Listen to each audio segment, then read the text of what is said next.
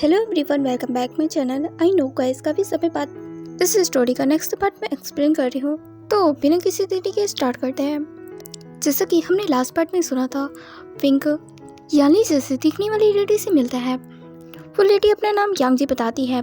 Pink थोड़ा मायूस हो जाता है क्योंकि वो अपनी बहन को काफ़ी मिस करता है। उस लेडी से वो बात करने चाहता था, मगर वो लेडी अपने काम में मसरूफ़ थी। पिंक भी अपनी शॉपिंग पर ही ध्यान देता है, पर बाद में वो अपनी शॉपिंग छोड़कर उस लेडी को फॉलो करने लगता है। और वो लेडी तो अपने काम में मसरूफ़ थी, इसलिए वो पिंक पर ज़्यादा ध्यान नहीं देती। और वहीं पिंक के रेस हो चुका था और इसलिए उसका किडनैप हो जाता है। इधर मैंगियो के पास विंग वापस लौट कर नहीं आता। तब मैंगियो उसे कॉल करने लगता है और उसे ढूंढने लगता है। तब जाकर उसे विंग का फ़ोन गैरी में पड़ा मिलता है।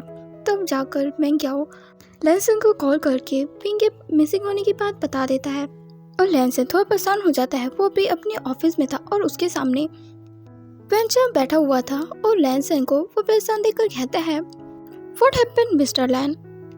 ये आपके चेहरे के 12 क्यों बज गए हैं? कि आपकी वाइफ आपको छोड़कर भाग चुकी है? ये सुनकर लैनसन उसकी तरफ घूर कर दिखता है।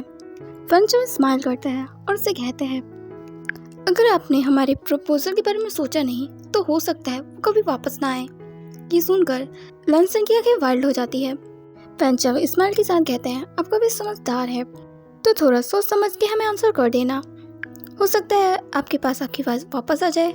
वेल, मुझे मानना पड़ेगा, आपकी वाइफ बहुत ही ब्यूटीफुल है। जब से उसे देखा है ना, वेंचर इस तरह की बातें करके जानबूझकर लैनसन को उकसाता और लैनसन बहुत बुरी तरह से भड़क चुका था। वो अपनी सीट से खड़ा हो चुका था। गुस्से से वेंचर का नाम लेता है। वेंचर क्रिपी स्माइल के साथ कहता है, कूल डाउन मिस्टर लैन, आप इतने अग्रेसिव क्यों हो रहे हैं? मैंने कुछ गलत नहीं कहा। आपकी वाइफ है ही फेमस, उसके बारे में पता लगाना इतना मुश्किल भी नहीं है। लैनसन पूरी तरह से अपने दांत पिसने लगता है और वेंचर कहता है, लगता है मुझे अब चलना चाहिए। ऐसा कहकर तो लैनसन का मजाक बनाता हुआ वहाँ से निकल गया था। वह लैनसन गुस्से से टेबल में रखी चीज़ों को फेंक देता है। उसे बहुत ज़्यादा गुस्सा आ रहा था और वह खुद से कहता है, अगर विंग के गायब होने पर इसका हाथ है तो मैं इसे छोड़ूंगा नहीं। और यहाँ विंग को जब होश आता है, वो खुद को बेसमेंट पे पाता है और यहाँ से भागने का उसके पास कोई जरिया नहीं था और उसके हाथ पैर भी बढ़े हुए थे। वो बस एक टिप ट्राई करता है। उसने सोचा नहीं था उसका भी कोई किडनैप कर सकेगा। वो अपने दांतों की वजह से पहले तो अपने हाथों की रस्सी खोल लेता है, फिर अपने पैरों की भी, और वो डोर को चेक करता है वो लॉक है कि नहीं। वो दूसरी तरफ से आती आवाज़ों को सुन पा रहा था, तो वो आवाज़ लगाता हुआ अपने फेरोमोन रिलीज करने लगता है और चिल्लाने लगता है, प्लीज़ मेरी हेल्प करो, मेरी हीट आई हुई है, प्लीज़ मुझे बहुत पेन हो रहा है। वैसा कहकर उन लड़कों को अपनी जाल में फंसाने की कोशिश कर रहा था। और कुछ समय बाद वो डोर ओपन होने लगता है। पिंग उस डोर के कुछ ही दूर में बैठा हुआ था और उन अल्फा के अपने करीब आने का वेट कर रहा था। जैसे एक अल्फा उसे चेक करने की रहता है, पिंग उसकी गर्दन में रस्सी को फंसा कर उसका दम तोड़ देता है और वहाँ से वो आगे बढ़ जाता है। वो दूसरे फ्लोर में आ जाता है और वो देखता है यहाँ पर तो वेपन की स्मगलिंग चल रही है। उसे इस बात का आइडिया हो चुका था, वो बहुत बड़ी मुसीबत में फंस गया है। जरूर किसी गैंगस्टर के हाथों पकड़ा गया है। वो खुद भी एक ऑर्गेनाइजर में काम करता है, लेकिन उसकी ऑर्गेनाइजर इतनी भी बड़ी नहीं है जो इतने बड़े बड़े डीलों को हैंडल करे। वहाँ वो छुप कर देख रहा था, पर वो पकड़ा जाता है और एक पर्सन उसे पकड़कर अपने साथ ले जाने लगता है। विंग स्ट्रगल करने लगता है। उस पर्सन ने विंग को उसके बालों से पकड़ रखा था। विंग उसके हाथ को मोड़ने का बहुत ट्राई करता है, पर वो इंसान कुछ साथ ही हट्टा कटा था। विंग को इस वजह से काफ़ी दिक्कत हो रही थी। वो पर्सन विंग को अपने बॉस के सामने ले आता है और उसे अपने बॉस के सामने फेंक देता है। विंग खुद को संभालता है और सामने की तरफ देखता है। सामने कुछ लोग काउच पर बैठे हुए थे, जिनमें से वैन रूहान, वैन जूलियो, इन्हें वो अच्छी तरह से जानता था और किसी के बारे में उसे नहीं पता था। वहाँ एक लड़की भी थी जो विंग को देखने के बाद कुछ ज़्यादा ही एक्साइटेड लग रही थी। विंग उन लोगों से कहता है, आखिर तुम लोगों ने मुझे यहाँ क्यों लाया है, मुझे जाने दो। ये सुनने के बाद वैन रूहान कहता है, बस तक हम तुम्हें छोड़ देंगे, पर हमारा काम तो पूरा होने दो। तभी वो लड़की वैन रूहान के सीने पर अपने हाथ रखकर उसके कानों में कुछ बतलाती है और वैन रूहान स्माइल करने लगता है और उस लड़की की तरफ देखकर कहता है, ठीक है, तुम्हें जो करना है सो करो। इतना सुनकर वो लड़की काफी ज्यादा खुश हो गई थी और कृपी स्माइल करती हुए विंग के पास आ गई थी और उसने उसे जोरदार थप्पड़ मार दिया था। यहाँ विंग को समझ में नहीं आ रहा था इस लड़की को उससे क्या पर्सनल दुश्मनी है। वो लड़की विंग के फेस को अपनी तरफ करते हुए कहती है, तुम्हारी वजह से मेरी पूरी फैमिली बर्बाद हो गई, मेरी पूरी फैमिली को तुमने ख़त्म कर दिया ना, अब देखना मैं तुम्हारे साथ क्या करती हूँ। ऐसा कहते हुए वो विंग के फेस में अपने नेल्स भी करा रही थी। विंग को समझ में नहीं आ रहा था लड़की क्या बकवास कर रही है। वो उससे कहने लगता है, मैंने कुछ भी नहीं किया, मुझे दर्द हो रहा है, छोड़ो मुझे। विंग का तो इनोसेंट मोड स्टार्ट हो चुका था। वो लड़की दोबारा से विंग को थप्पड़ मारती हुई कहती है, मैं पूरी फैमिली को जान से मार देने के बाद तुम ऐसा कैसे कह सकते हो, तुमने कुछ भी नहीं किया, तुमने मेरी पूरी फैमिली को ख़त्म कर दिया, मुझे बर्बाद करके रख दिया, तुम्हारी वजह से मुझे दर दर ठोकने खाना पड़े। मैं चैन सू हूँ, चैन फैमिली से, जिसे तुमने बर्बाद करके रख दिया, तुमने उन्हें मार डाला और मुझे भी मारना चाहते थे, पर मैं तुम्हारे हाथों से बच गई। मैं तुम्हें सबक सिखाना चाहती थी, पर मैं तुम्हारे खिलाफ कुछ नहीं कर सकती, लेकिन आज मैं अपना बदला पूरा करूँगी। और ऐसा कहकर वो स्माइल करने लगी थी। वही विंग को याद आता है वो जब अपनी सेंस में आया था तो वो खुद को चैन मैंसन में पाता है और उस मंजर के सारे लोगों को उसकी दूसरी साइड विपुल सैन ने मार डाला था। उसे ये सब करने का रीज़न तो नहीं पता था, लेकिन उसे पूरा यकीन था उसे उपसाने पर ही उसने चैन फैमिली की ये हालत की होगी, और शायद उसके आ जाने की वजह से विपुल सैन के हाथों से ये लड़की बच गई। चैनसू वी से कहती है, इससे पहले मैं तुम्हें मार दूं, तुम्हें भी वो सब बर्दाश्त करना होगा जो अब तक मैं बर्दाश्त किया है। और ऐसा कहकर वो विंग को वहाँ छोड़कर चली जाती है। वैन रूहान के लोग विंग के साथ जबरदस्ती करने लगते हैं। उन चारों के आखिर विंग खुद को कमज़ोर महसूस कर रहा था। वो स्ट्रॉन्ग है, पर इतना भी नहीं कि वो हर किसी को हैंडल कर सके। वो लोग उसे काफ़ी गंदी तरीके से टच कर रहे थे। विंग की आंखों में से आंसू आ चुके थे। वो जोर जोर से चिल्लाए जा रहा था, पर तभी उन चारों पर अटैक होता है। लांगबंगजी और सुयान वहाँ पर चुपके से एंटर कर चुके थे और वो विंग को सेव कर लेते हैं। विंग लैंसन को देखकर रोने लगता है। लैंसन विंग को कवर कर लेता है और उसे शांत करा रहा होता है। वहीं सुयांग उन लोगों से लड़ने लगता है और बाहर सोंगलिंग और उनकी बाकी टीम उस जगह को उन्होंने घेर लिया था और वो सभी गार्ड को मारते हुए एंटर कर रहे थे। हर जगह से शूट करने की साउंड आ रही थी। वी और लैंसन दोनों ही वेपन पकड़ लेते हैं और वो वहाँ से निकलने का ट्राई कर रहे थे। वो दोनों भागकर एंट्रेंस की तरफ आने लगते हैं। आते हुए उन्हें कुछ गार्ड्स मिलता है जो उन पर हमला करते हैं। लैंसन और वी दोनों ही खुद को सेव करते हुए उन पर शूट करते हैं और जाकर एक जगह छुप जाते हैं। इस वक्त दोनों ही टीम आपस में बुरी तरह से भिड़ चुकी थी और अब तो बहुत ही तेज़ धमाके की आवाज़ भी सुनाई दे रही थी।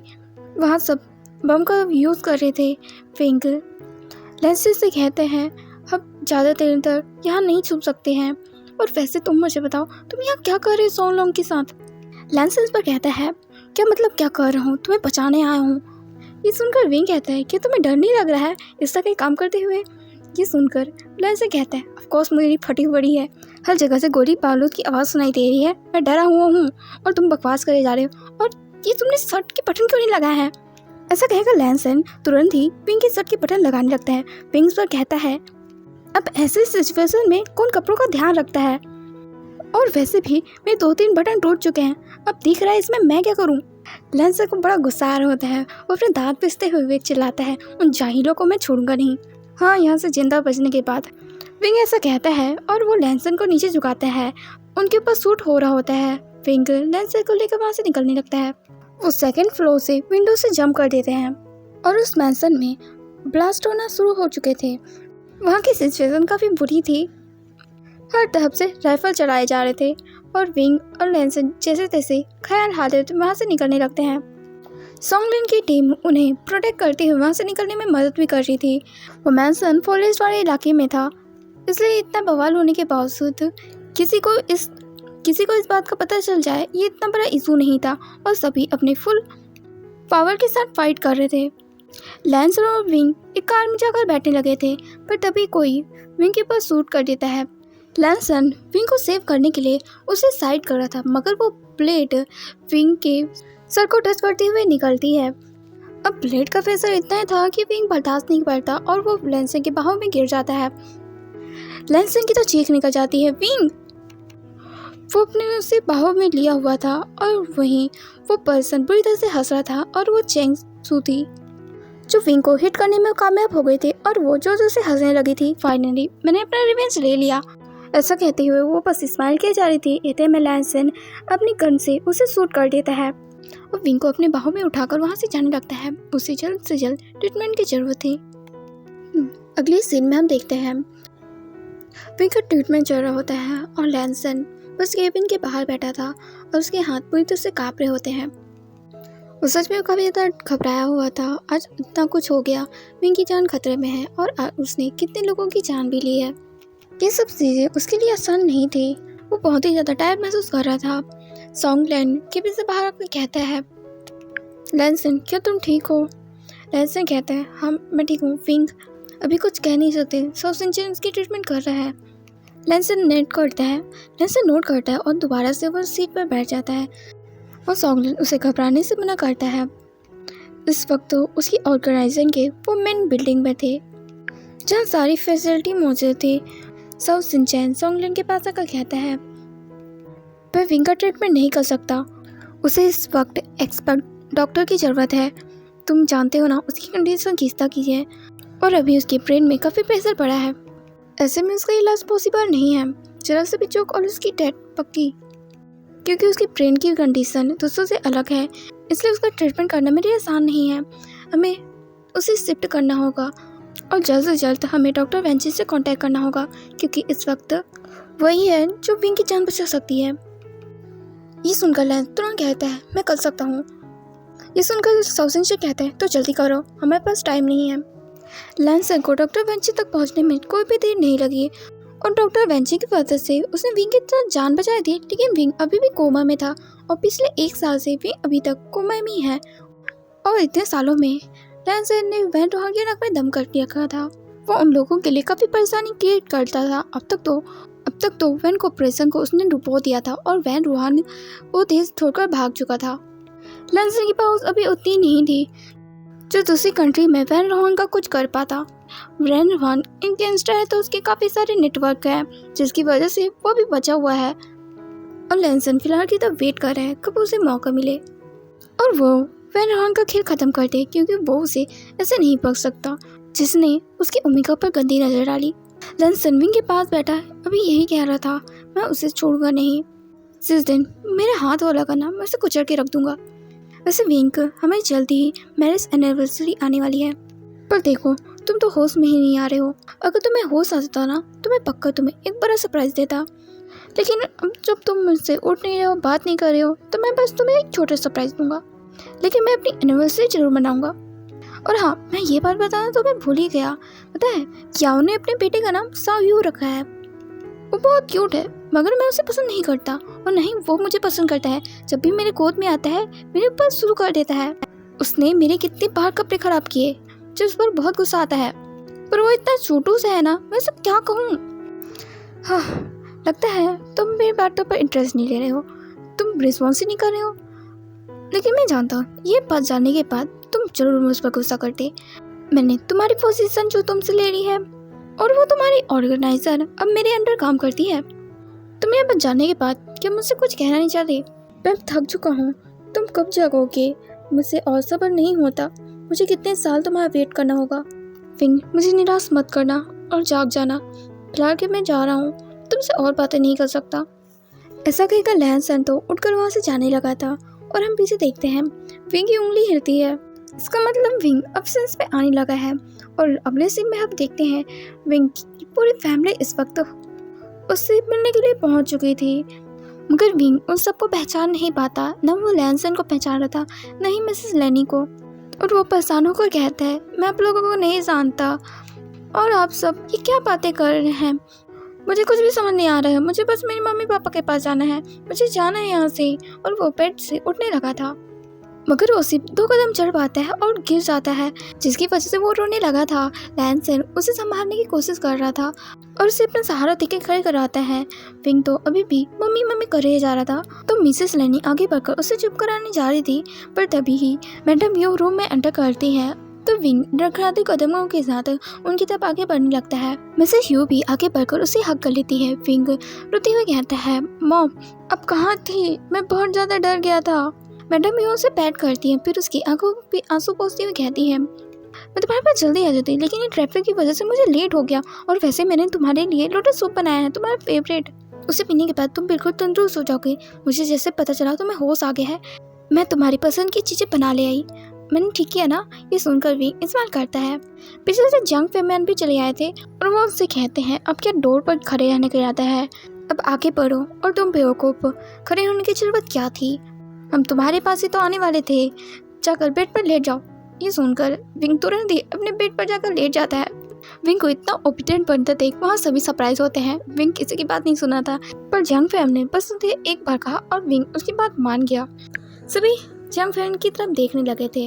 वही मैडम यू थोड़ा गुस्से से जंग फैम की तरफ देख रही थी। फिर वो जंग फैम को इग्नोर मारकर विंग के पास चली जाती है और वो जो अपनी सर्टिफिकेट लाई थी वो उसे ओपन कर रही होती है। वहीं बाकी लोग फेंचिंग की बातें सुन रहे होते हैं। फेंचिंग बाकी सभी से कहती है असल में विंग ने अपनी मेमोरी खो दी है और मेरे ख्याल से उसे सिर्फ अपनी बचपन की मेमोरी याद है क्योंकि उसे अपने पेरेंट्स अच्छे से याद है।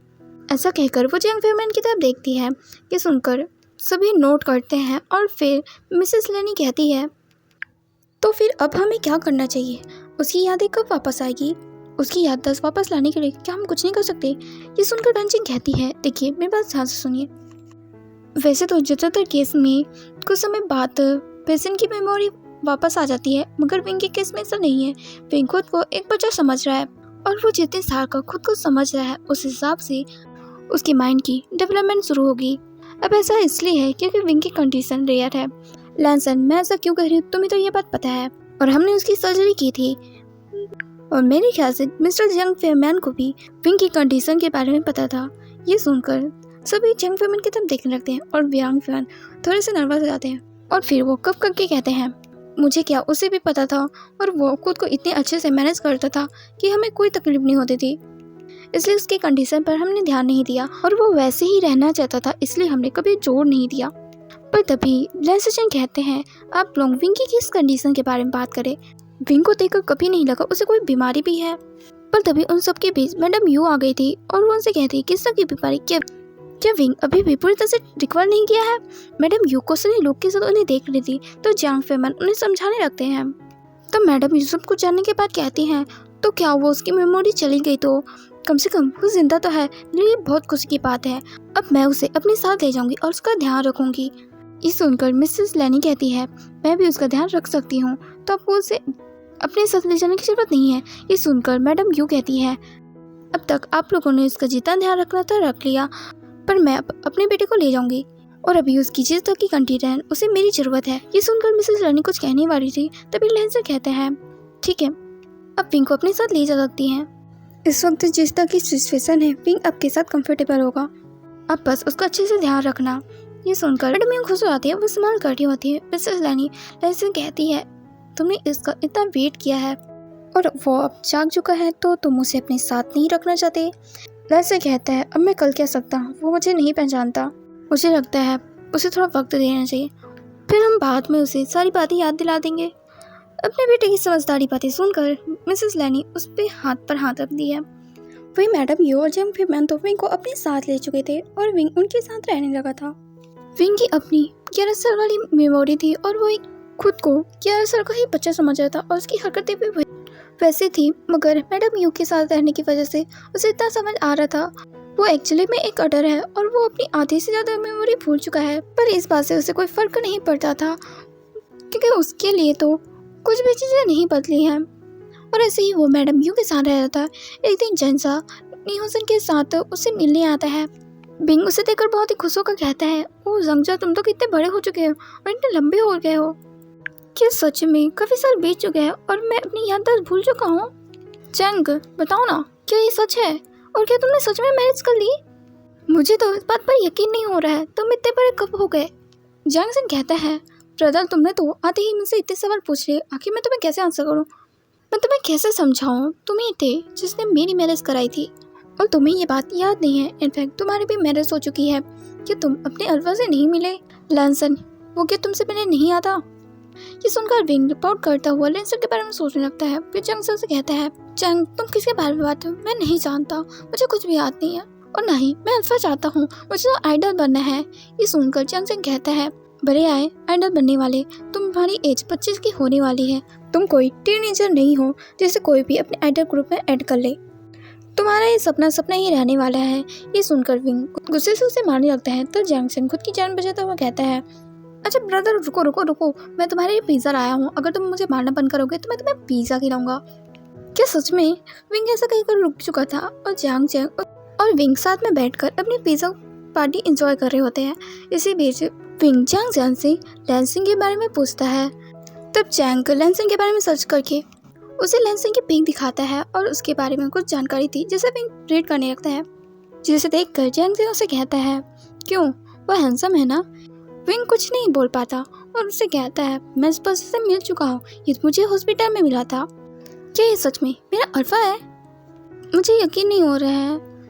क्या मुझे सच में उसके पास जाना चाहिए जैसे तुम अपने अल्फा के साथ रहते हो? माँ कह रही थी वो मुझे जल्दी लेने आएगा, पर मैं नहीं जाना चाहता। ये सुनकर जैंग जैंग कहता है, तुम्हारी मर्जी विंग, मगर वो और उसकी फैमिली काफ़ी ज़्यादा अच्छी है, तुम्हें उनसे मिलकर अच्छा लगेगा। विंग को तो इतना सोचने के बाद भी उसे कुछ समझ नहीं आया था। क्या सच में उसे उस पर्सन के पास जाना होगा? पर वो अपनी मैडम यू को छोड़कर नहीं जाना चाहता। हाल ही में तो उसने अपने पेरेंट्स को खोया था। उसके माइंड में बहुत सी बातें चल रही थी। उसे सबकी बातें सही लगती है, मगर उसके समझ से परे लगती हैं। 5 महीनों से जंग मैंसन में ही रह रहा था और इस दौरान अक्सर लैंड फैमिली उसे विजिट करने के लिए आ जाया करती थी, तो विंग उनसे थोड़ा बहुत घुल मिल गया था, मगर वो लैंसन से नहीं मिलता था। पर अचानक ही आज विंग का सामना लैंसन से हो जाता है। वो पार्क में बच्चों के साथ खेल रहा था और भागा दौड़ी में वो लैंसन से टकरा जाता है।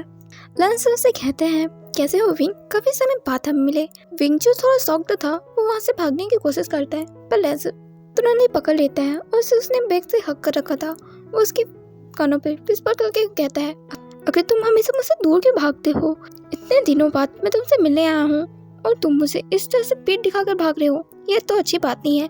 ऐसा कहकर वो उसे ब्राइडल स्टाइल में कैरी करता है और उसे अपने साथ ले जाने लगता है।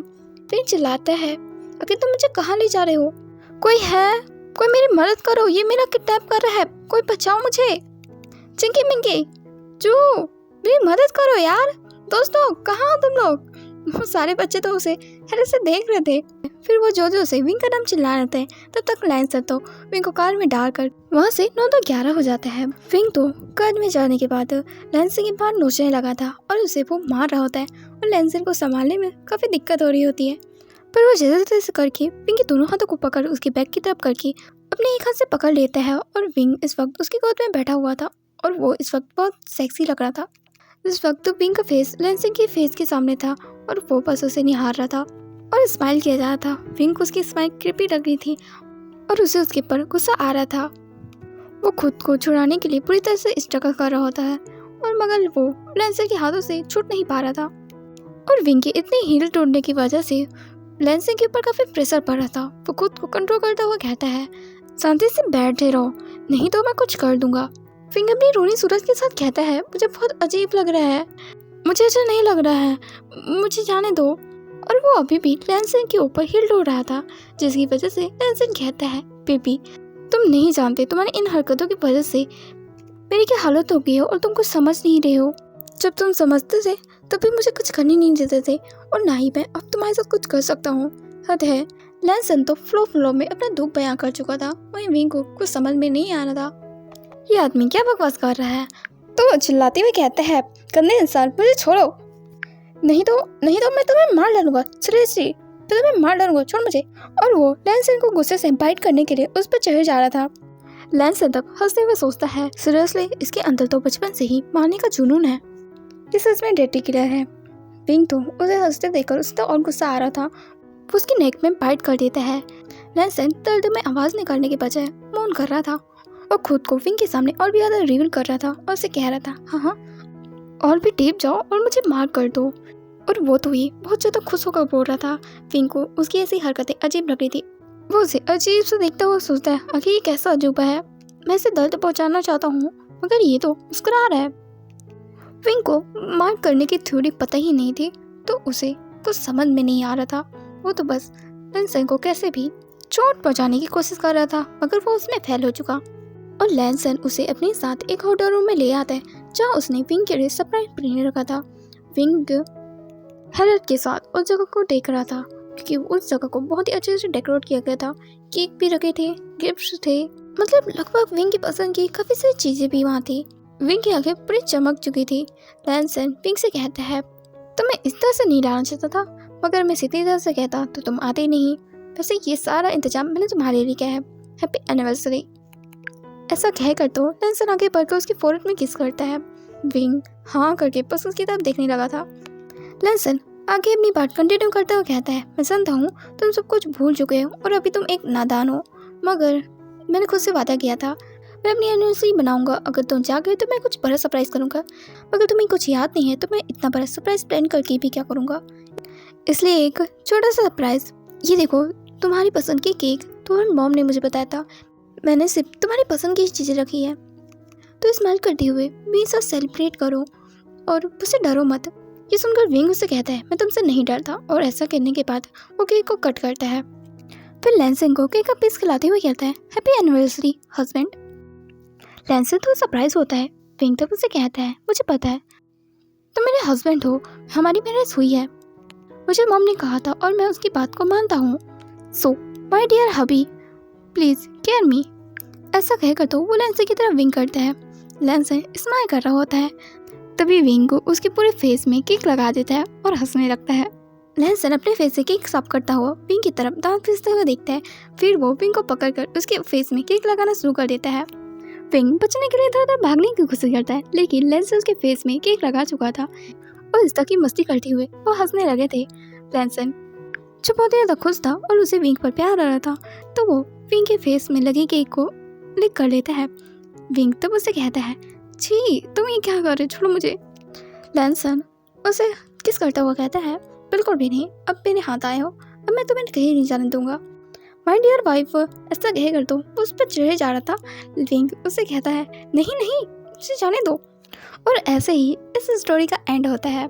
आगे बस इस स्टोरी में यही होने वाला है, विंग जल्दी प्रेग्नेंट हो जाएगा और उसे वापस लैंडमन से जाना पड़ेगा। और विंग जो बहुत ही ज़्यादा नादान हो चुका है, वो खुद को नहीं संभाल सकता।